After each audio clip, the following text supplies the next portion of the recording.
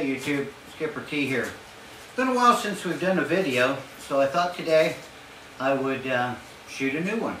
And what we're going to do today is I have bought two 7x9 foot camouflage tarps. We're going to take this 7x9 and we're going to turn it into a 7x7. Alright guys, here we are to the measuring phase of this.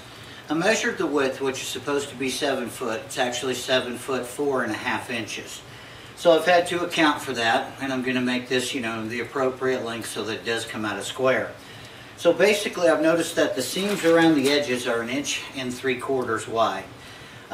They're all just folded over a single time, and they appear to be heat sealed onto the edges. So what I'm going to do then is I'm going to measure up an additional 3.5 inches because I want to fold it over twice before I run my hemline along the end.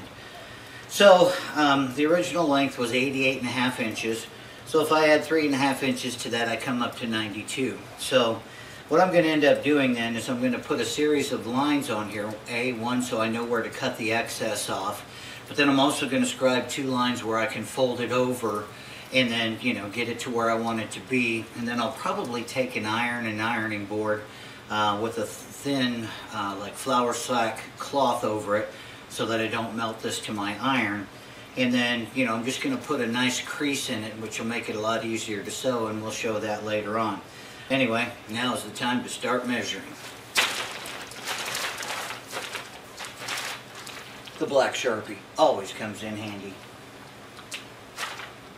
Okay guys, now we've got all 3 lines drawn across.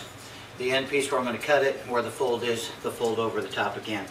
So anyway, now we're going to get to cutting, and then shortly after that, we'll get to sewing. Fun stuff. Okay, so we've gotten everything cut. We've got our lines marked out.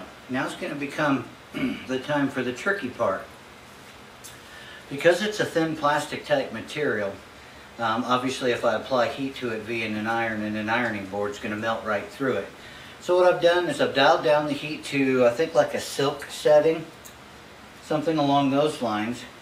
And then I'm just going to take a flour sack dish rag, not a rag, but a dish towel. And what I'll do is I'll probably start with it being folded in half like this. And then once I get my seam down where I want it and fold it over, and in the right place, I'll set this on top of it so that it won't move around, and hopefully won't move around anymore. And then I'm going to iron that down and see if I can get a crease on this. Okay guys, not sure if you can see that, but there's my first mark on there. Here's my second mark, and that's going to be the final 88.5 inch distance that will make this a perfect square. So now what I've got to do is I've got to just, in essence, I think what I'll do is fold it over so that this mates up with that other line, kind of on the short side of it there. Make sure it's square and we're starting across. Then what I'm going to do is set that towel over the top of it and see if we can iron at least one side of this down. And then what we'll do is we'll flip it over a second time. But I want to do it the first time just to ensure that everything's lining up and moving the way that I thought it would. It's helping me a little bit because there was already a crease here, but that'll only go so far in going across the material itself. So in essence then, we'll get this lined up good and tight. Let's throw this down and give it a test here on the edge.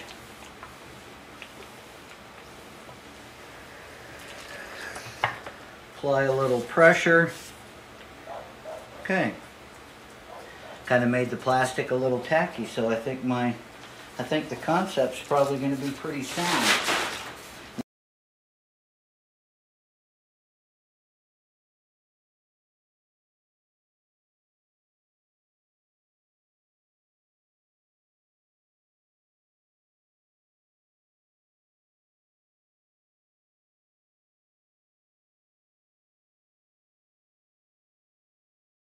Okay, seams in. Okay.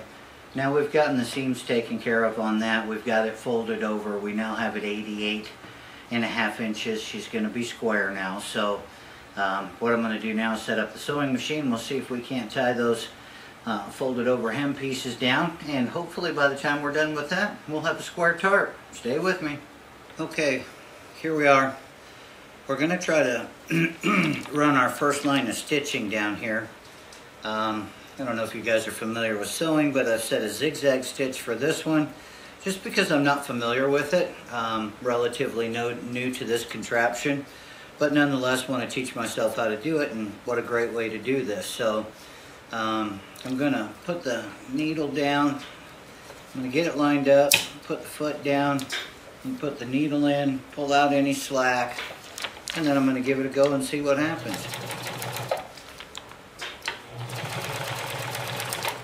This has a neat reverse feature.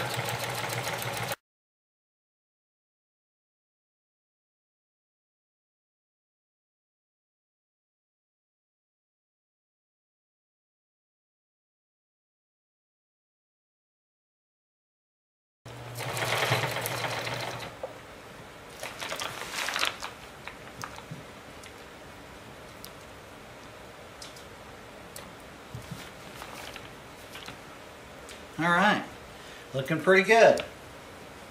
Don't know if you can see that, but we've got a nice zigzag stitch going right down the side. I'm hoping you guys can see this, but there's a double row of stitching now. So I've got my hem right where I want it. Now what I've got to do is measure the sides and determine how many tie-outs that I'm going to put on each side of this. Okay, here we are now. We're creating the tabs that we're going to sew around the outside of the tarp. And what I've done for the long sides, or the 4 square sides, is I've cut this webbing into a 10-inch piece, and then I sewed it together at roughly the 2-inch mark right here. And I just highlighted that with a black magic marker. You can see the line on there. Then all I've got to do then is just fold the 2 pieces together and run a stitching line right along where that black line is that I put on there with the marker.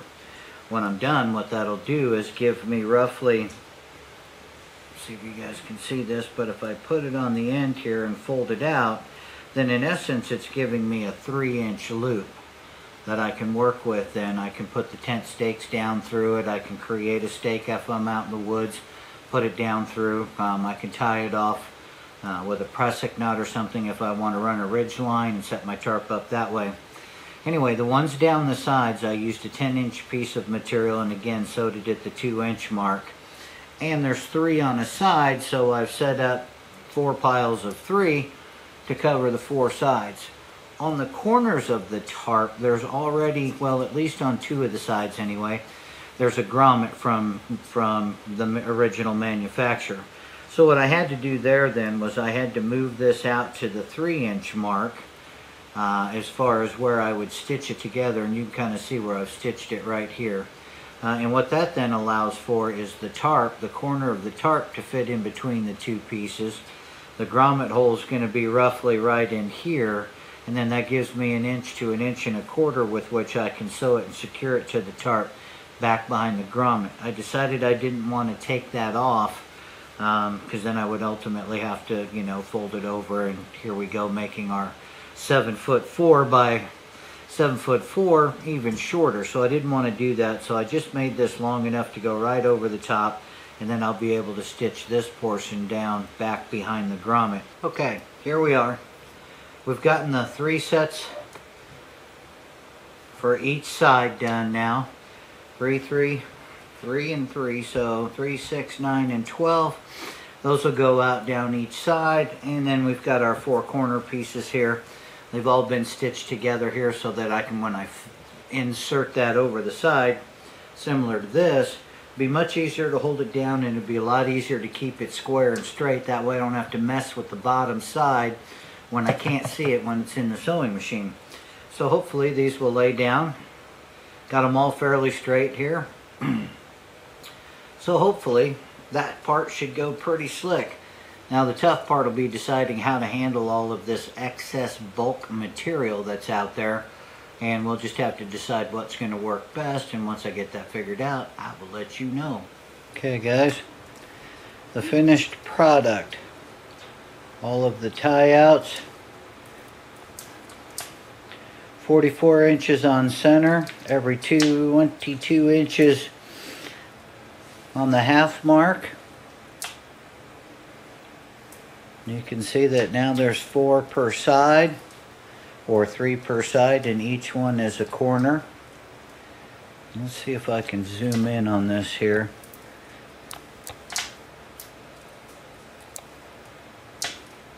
What I decided to do for the tie out was to go horizontally. Hopefully my finger will. And I ran the threads left and right here, as opposed to trying to do a box in. It was much too difficult with all of the excess material. So I just ran some stitching parallel, or rather perpendicular to the force of pull on it, and hopefully that'll be enough to keep it on there. Each one of the tie outs has at least 3 of those. That way it's secured, and then everything's sewn into the hem that's on there. Seems to have worked out pretty slick. I did add one. See if we can find it here. Right in the center. There it is. I guess now ultimately the question is what's it going to look like when I get it outside? But all in all, I think it's turned out pretty good. It was an interesting project. Now we'll go out and hang it up and see what it looks like. Okay guys, with every project comes the point in time where you've got to test it. So I've got a small piece of paracord here. I'm going to wrap around this tree. This would be a little higher than what I would normally set it up as. But since it's in the backyard, we're going to go ahead and use it accordingly. So I'm just going to take the slack out here, come into my first corner post, or corner tie out rather. Then what I'm going to do is just guesstimate about how high up off the ground I want this leading edge to be. And that's probably pretty decent right there. So I'm just going to tie a real simple knot. Easy to undo, no point in having to waste paracord here. Grab a hammer, 3 stakes, one on each corner and one on the aft end. So hopefully we'll be able to see that. I'll turn this over so you can see the base end here.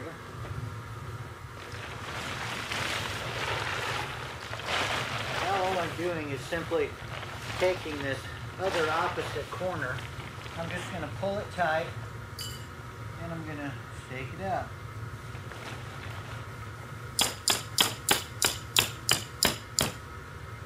Now, I'm going to go to the far side.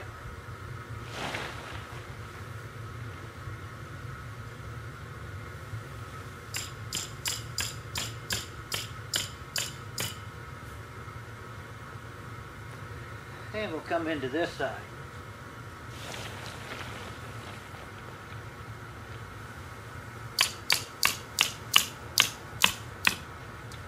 Okay. Now we've got what's called the diamond or plow-shaped shelter. Now what I've done is just taken the piece that I've cut off to use it as a quick tarp just to demonstrate.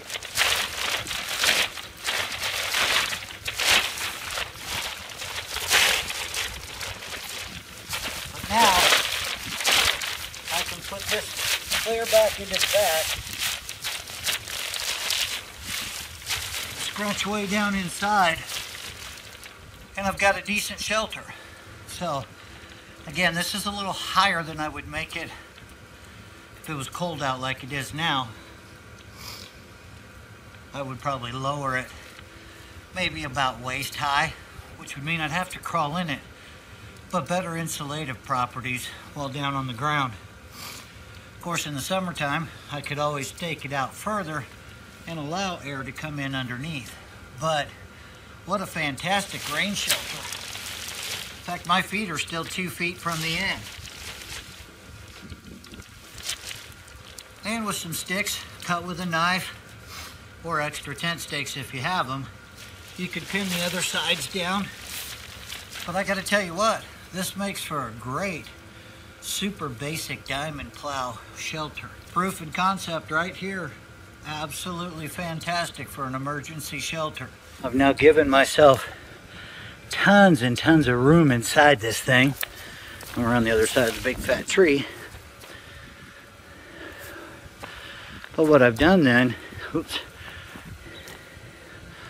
is I've tied that off to the tree branch up here. Probably might be able to see those lines. So all in all, this has turned out to be a very nice little project. Very versatile little tarp now. Okay, now I'm back in the shop, sitting next to the wood burner here, catching a little heat. It was pretty darn chilly outside, especially after sitting in here all day, enjoying the warmth of the wood burning stove. So anyway, that was a very nice little project. It took me probably 3.5 to 4 hours to do this. And that's from basically concept to completion. I think I've got one more that I'm going to do the same thing with. It'll be a lot faster now that I've made all the decisions on how long to make things, where to cut it, you know, all of the things associated with doing your thing. So again, once I got everything figured out and the length for the loops and such, and then got it all cut and measured and ironed like you saw me do and sewn up, it really turned out pretty good. I think I can do the next one probably about 1.5 to 2 hours. I'll pre-cut and pre-sew a lot of different things like the tabs that I put onto it. I'll do that at my leisure. Then I'll just cut it, hem it up like I did previously. And within a short period of time I'll have a second one. And why am I doing this? Well, I'm going to move into the springtime, so late spring I'm going to run with that particular tarp, a wool blanket, and a ground cloth. And that'll pretty much be throughout the summer into the early fall. So as I redesign and as I upgrade my bags and as I attempt to do more and more of these types of activities, you know, it's all fun. It's all about learning, trying new things. Heck, as you see, I, you know, have a sewing machine now. I've taught myself how to sew.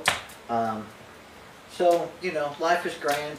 Remember, guys, you gotta keep prepping, you gotta keep planning, and the better your skill set, I mean, not only out in the woods and in the cities where you live and stuff, but some of these other things, learning how to sew.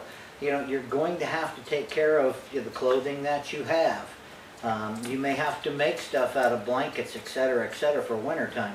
So having some basic skills along multiple avenues, if you will, it's going to be absolutely imperative. Anyway, guys, thanks for tagging along today. Remember, keep your eyes open, keep your heads up, and we'll see you outside.